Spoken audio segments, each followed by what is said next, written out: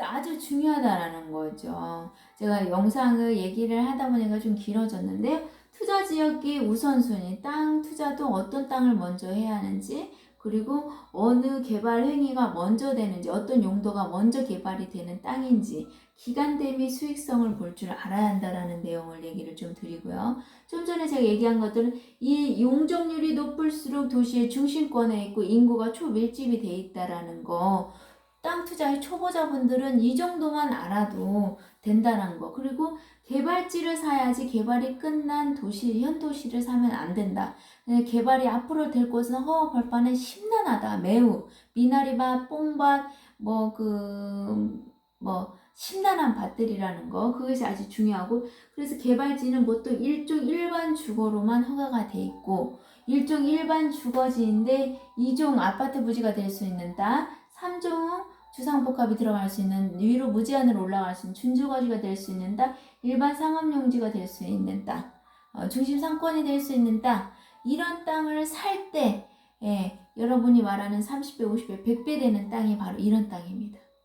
그런 땅만 저는 취급을 하고요. 대한민국에서 가장 핫한 지역에서 여러분이 팔 때 미래의 30년대, 40년대 가장 핫한 지역, 2025년도에 핫한 지역을 그 지역에 이런 땅을 추천을 해주고, 핵심 교통에, 핵심 도로에 붙은 땅으로 하기 때문에 0.1%밖에 없다라는 게 아주 핵심이죠.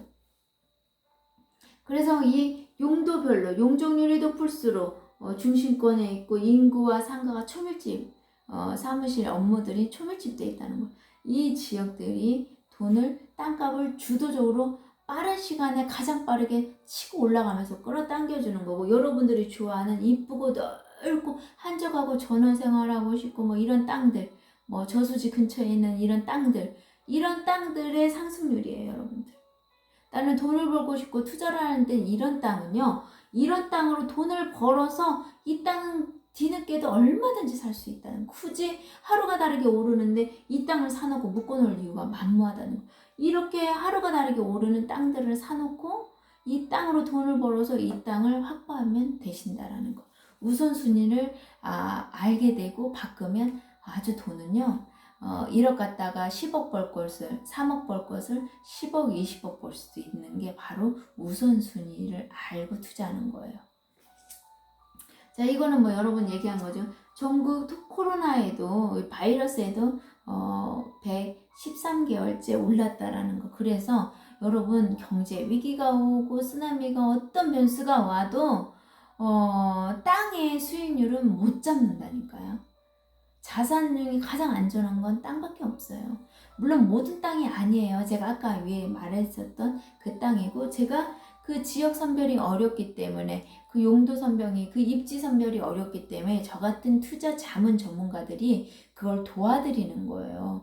여러분들의 개인 투자가들은 보통 자기가 갈 수 있는 구역 안에, 지역 안에서 투자를 하려고 해요. 그래야만이 될 것 같은 거니까죠. 자기 마음이 한 번이라도 가볼 수 있는 곳을 사야지, 못 가보면 그걸 어떻게 관리하냐는 거죠. 그거는 이제 어떤 거 누구와 투자하냐가 중요한데, 저같이 투자 자문 관리 전문가와 같이 할 때는 저도 투자를 하는 곳에 투자를 하는 거예요. 제가 투자하지 않는 곳에 여러분 투자시키지 않죠. 그러다 보니까 제 거 투자가 한 거를 관리하면서 여러분들 걸 관리해 주기 때문에 전혀 걱정, 염려는 붙들어 주시면 되신다라는 게 아주 중요하고요.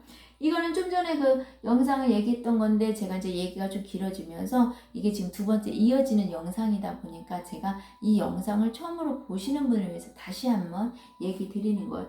세계 미래 예측의 쪽집게로 유명하신 제이슨 생커 분이에요. 이분이 인상이 좋으시죠?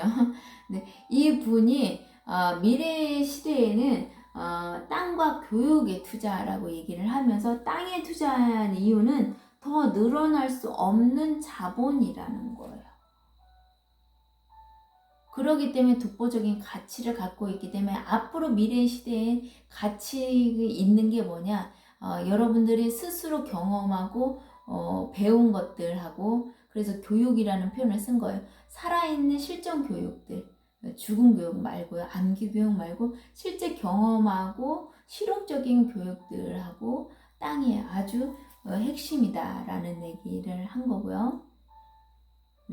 자, 이거는 지금 대기업들이 부동산 투자를 어떻게 하냐면 열성적으로 하는 이유가 바로 이 이유라는 거예요. 2005년도에 샀는데 2015년도 10년이잖아요. 34배 올랐습니다.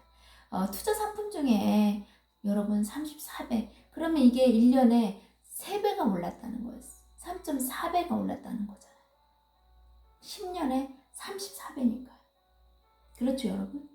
1년에 3배씩 오를 수 있는 거는 땅밖에 없어요, 여러분. 물론 모든 땅이 그렇진 않아요. 제가 아까 전에 얘기했던 그런 조건들을 갖춘 땅들을, 그 조건을 갖춘 지역의 땅들이라는 거죠.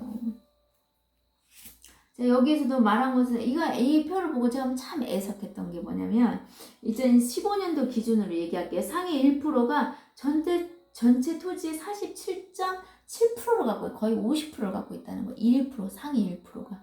그들은 아는 거예요. 진짜 자산과 가짜 자산을 알고, 정말 내 자산을 가장 안전하면서 같은 기간 대비 수익률을 가장 극대화시키는 게 땅이라는 걸 그들은 아는 거예요. 근데 그게 1%밖에 안 되니까 너무 애석하고, 그 밑에 많은 사람들은 뭐냐면, 또 반절의 사람들은 돈이 있는 사람이 투자하는 건 줄 알아요. 땅이라는 그 부동산인 게. 우리가 아파트 살 때 처음 집 마련할 때 대출 끼고 사듯이 건물도 상가도 땅도 살 수 있다라고 하면 사람들의 관점이 좀 바뀔 건데 그렇지 못해요. 그러니까 제가 얘기를 하는 걸 무엇을 먼저 사냐, 집보다 차보다 더 중요한 거, 아파트보다 더 중요한 것은 저는 땅이라고 얘기를 해요. 땅을 사고 나면 모든 것은 선순환이 됩니다. 집은 땅을 사서 건물 짓는 땅을 물론 사야겠죠. 아무 땅에 사면 안 되겠죠. 제가 얘기하는 땅을 사게 되면 당연히 거기에 건물 짓는 땅이란 말이에요. 도시 중심권에. 그러다 보니까 공실 걱정 없는 상권이 움직이지 않는 위치의 입지를 선정을 제가 해드린단 말이죠. 그렇기 때문에 건물 짓고 위에는 내 집을 자동으로 해결을 하고요.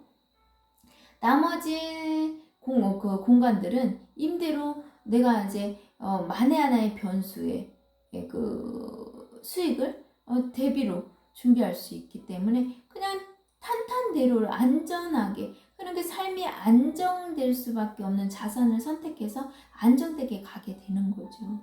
자, 그리고 나서 나머지 상위 10%가 84%를 가지고 있대요. 딱 나머지 10%가 84%. 그러니까 11%가 대한민국의 땅을 거의 다 갖고 있는 거랑 똑같은 거죠. 정말 안타깝지 않습니까? 나머지는 왜냐? 경제 교육을 받아본 적이 없어요. 어떻게 투자 교육도 받아본 적이 없어요. 가르쳐주지도 않고 그들도 나와서 배울 생각도 안 해요. 그래서 제가 이 얘기를 했거든요. 아이들이 국영수를 못하면 부끄러운 일이야. 하지만 아이들의 그 생애별 뭐라고 하지? 그 주기별 생애 주기별 그 업무가 있단 말이에요. 자기가 이제 맡아서 해야 하는. 그걸로 해서 아이들은 국영수 이런 학업이라고 하게 되면 그걸 못하면 아이들은 부끄러움을 하고 그때 막 자존감도 낮고 자기에 대한 생각들을 많이 해보는 시기인데 왜 여러분들 성인들은 왜 가난한 것을 부끄러워하지 않는지 모르겠어요. 가난한 건 부끄러운 거야. 왜? 내가 정치 경제를 모르고 정치 경제 금융 부동산 투자 재테크를 모르기 때문에 경제를 모르기 때문에 가난하게 사는 거거든요. 이 경제 공부를 하게 되면요 이렇게 안 살아요. 가난하게 살질 않아요. 부자가 될 수밖에 없어요. 경제 공부를 하고 이 정치 경제 자산 공부를 하게 되면 돈이 어디에 있는지를 알기 때문에 가난해질 수가 없어요. 또 없는 사람들의 특징이 있어요. 없으니까 투자해야지 있는 사람은 안 해도 돼요. 근데 그들은 왜 투자를 하냐? 있는 사람들은 현금으로 갖고 그 은행에 넣어놓는 게 이자가 낮으니까 손해라는 걸 알아요. 물가 상승을 못 따라가니까.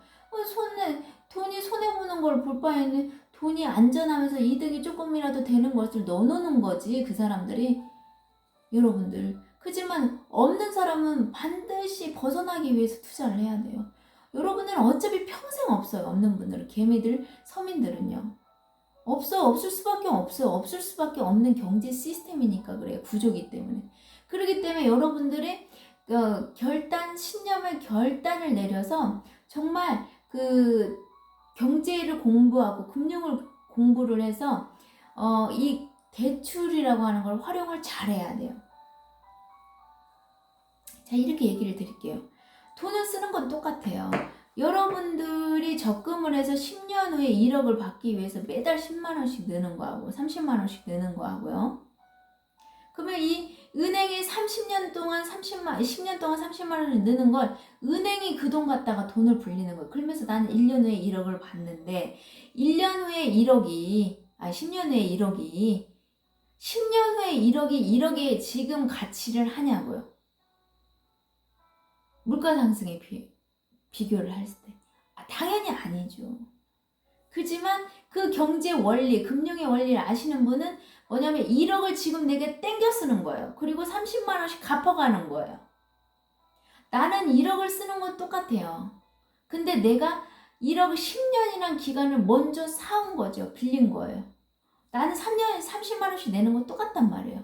내가 이 시간을 10년을 먼저 땡겨서 썼기 때문에 1억을 먼저 땡겨 썼기 때문에 은행이 벌 돈을 내가 버는 거예요.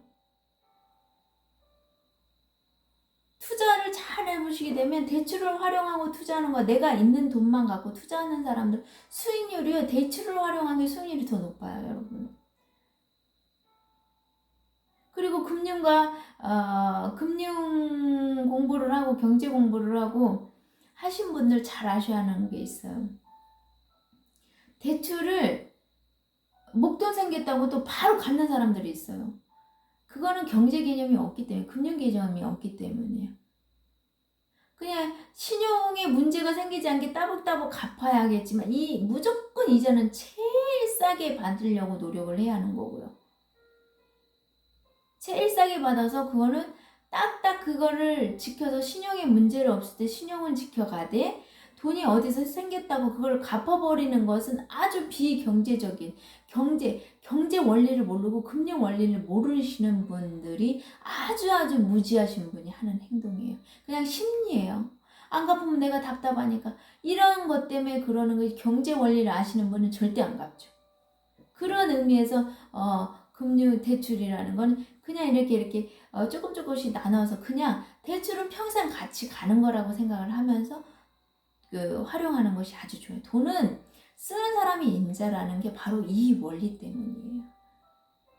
부자들은 있어도 대출을 활용해요. 그 이유가 또 있고요. 그게 훨씬 자산을 짧은 기간에 훨씬 극대화시킬 수 있다는 걸 알기 때문에 그들은 금융과 경제와 정치와 여러 가지 기술과 산업들, 이 투자에 관한 모든 전체, 세상을 운영하는 모든 시스템에 대해서 구조에 영향을 미치는 모든 요소에 대해서 다 공부를 하기 때문에 투자를 하시는 분들.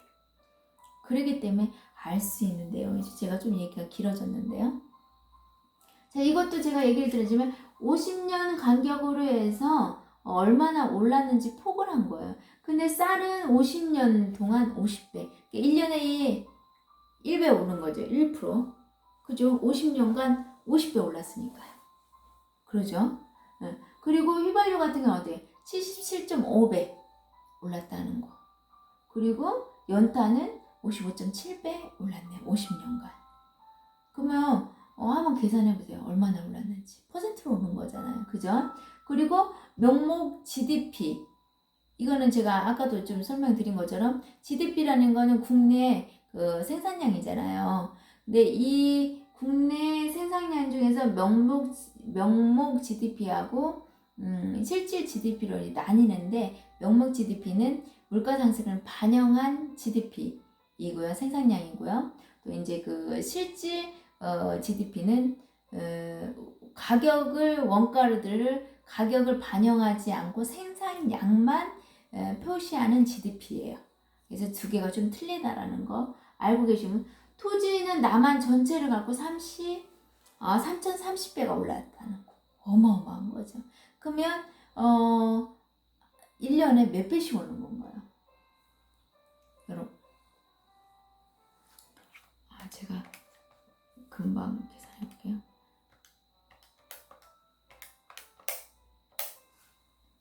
요새 배씩 오는 거네요. 그죠? 그래서 이제 평 집간 제곱미터당 오른 것도 아주 높아요. 집가가.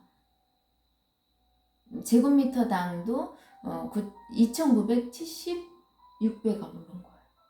여기에서도 또 조금 더 디테일하게 했을 때 이 밭이나 논하고 임야, 대지 여기에서 상승폭이요. 대지는 389, 밭이나 논이랑은 여기 이제 끝에 보시게 되면은 4만대까지 올라갔어요. 그런데 이제 대지 같은 경우는 89만대까지 오는 거예요. 거의 90만까지 오는 거예요. 그리고 임야 같은 경우는 뭐 만대도 아니고 천 단위에 머물러 있죠. 여러분들 알다시피 기본적으로 밭하고 논 같은 경우는 농사 짓는 땅이에요. 임야 같은 건 보존하는 땅이고요. 산이니까요. 대지 같은 건 건물 짓는 땅이잖아요. 개발하는 땅이라는 거예요. 물론 이 안에서 용도로 또 세부적으로 구분을 해야지만 이거는 현재 상태의 지목 상태에서 구분을 한 거예요.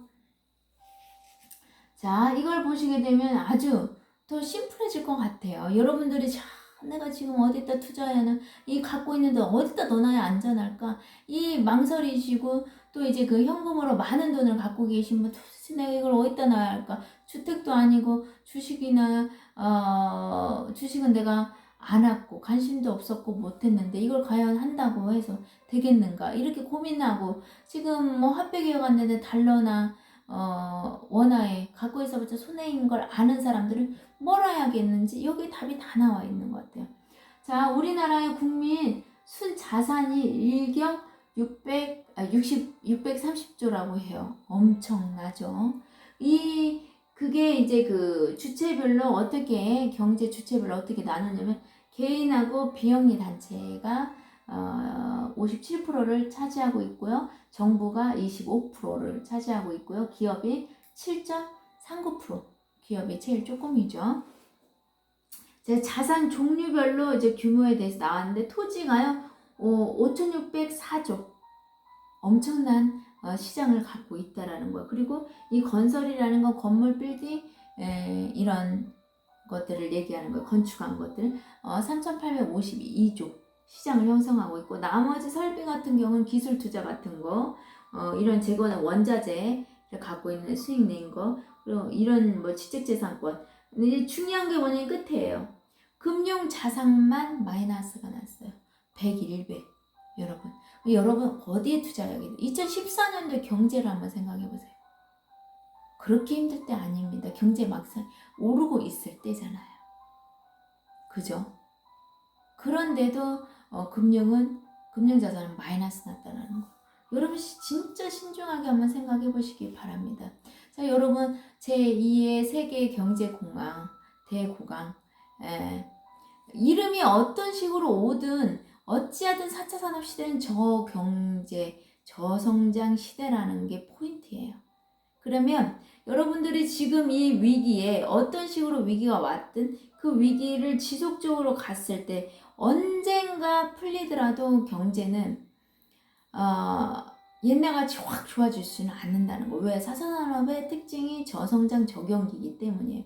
그러면 이 장기적으로 가는 저경기 저성장 시대에 나의 자산을 경제가 좋든 나쁘든 금융이 좋든 나쁘든 전혀 상관없이 세상이 어떻게 바뀌든 기술이 어떻게 바뀌든 전혀 영향을 받지 않는 독보적인 자산 상품인 땅에 투자했을 때에는 제가 전전에 얘기했던 지속적인 안정적인 수입이 그냥 보장이 된다라는 거예요. 그걸 아는 부자들의 1%, 10% 내에 있는 모든 사람들이 땅에 투자한다라는 거예요. 그걸 너무너무 잘 아는 대기업들이 땅을 사재기를 하고 열정적인 이유라는 것이 바로 땅이 1년에 3, 4배씩 오를 수 있는 건 땅밖에 없기 때문에. 그리고 세금은 부동산 상품, 실물자산 중에서 제일 조금 내죠. 왜? 공시지가로 내잖아요. 실제 거래가가 아니라. 여러분들. 그래서 자식들한테 증여하고 상속할 때도 땅으로 주는 이유가 있어요. 실거래가로 세금 기준을 두는 게 아니라 공시지가를 두기 때문이죠. 여러분들 잘 아셔야 한다라는 내용을 드리면서 또 이 시간 한번 마무리 드리겠고요. 여러분 지금 제가 최종적으로 고민하고 있는 분들한테 얘기를 할게요. 대한민국에 지금 100년에 한 번 올 수 있는 일생의 일대의 처음이자 마지막인 경제의 수도가 지금 대한민국 새만금에 개발되고 있습니다. 그 새만금에서도 가장 저평가되어 있는 부안에 신도시 핵심 지역에 또 일반 주거 지역으로 되어 있는데 구도심이 아니고요. 반드시 허허벌판 아무것도 없는 신도시 쪽으로 투자를 하셔야 한다는 거. 그게 모든 게 다는 아니에요. 하지만 약 한 80%까지는 그런 입장으로 찾아가시고, 내가 이제 자금이 급한 분, 단기간 투자해야 할 분과 장기 투자하실 분과의 전략적인 위치, 지역이 리가 틀려진다라는 것 정도는 좀 참고를 하시고, 부동산도 처음이시고 투자도 처음이시고 정말 뭐가 뭔지 모르겠지만 은행에 넣는 것보다는 투자를 해놔야겠다라고 생각하시는 분들은 이렇게 전문가와 투자를 같이 하시는 게 정말 일생일대의 기회를 실수하지 않는 저는 최상의 방법이라고 생각을 합니다. 이제 부동산의 전문가가, 투자 전문가가 중개인이라고 생각하시는 분인데, 중개사 분들은 중개에서 수수료를 가 수입인 분들이에요. 그러니까 중개가 목적이에요. 이분이 이 땅을 사서 돈을 벌고 안 벌고는 두 번째 문제인 거예요. 어차피 땅을 사면 돈을 번다라는 전제하에서 투자를 매물을 추천을 해드리겠지만, 이 투자가들은 3년 안에 답이 안 나오는 땅은 추천을 하지 않아요. 왜? 지금 여러분들이 장기로 본다고 해도 3년 안에 돈 되는 땅을 계속 갖고 있을수록 더 돈이 많이 땅이 오르기 때문인 거죠. 하지만 3년 안에 답이 안 나오는 땅은 10년에도 답이 안 나올 수 있기 때문에 그런 땅들에 대해서 투자할 때는 거의 추천을 안 하죠. 확실하고 안전하고 정확하고 빠른 것만 추천을 한다라는 게 투자 자문가, 투자 관리자, 투자 전문가, 자산 관리자들이 하는 일입니다. 그들은 투자 고객이 돈을 벌어야만이 자기가 돈을 버는 일이기 때문에, 중개를 하여서 돈을 벌든 안 벌든 중개만 하면 수수료를 받는 일하고는 근본적으로 땅을 보는, 입지를 보는, 투자를 보는 관점이, 매물을 보는 관점이 완전 다르다라는 거, 그걸 꼭 유념해 주시라는 말씀을 드리면서 이 시간 마무리하도록 하겠습니다. 저는 투자 자문 전문인 박은이었습니다. 지금까지 시청해 주셔서 대단히 감사하고요. 저는 항상 여러분들의 성공적이고 가장 안정적이고 성공적인 투자를 위해서 현재 2020년도 9월의 투자의 실전 투자에 가장 정말 도움이 될 수 있는 정보를 드리도록 항상 노력하겠습니다. 이상으로 마치겠습니다. 대단히 감사합니다.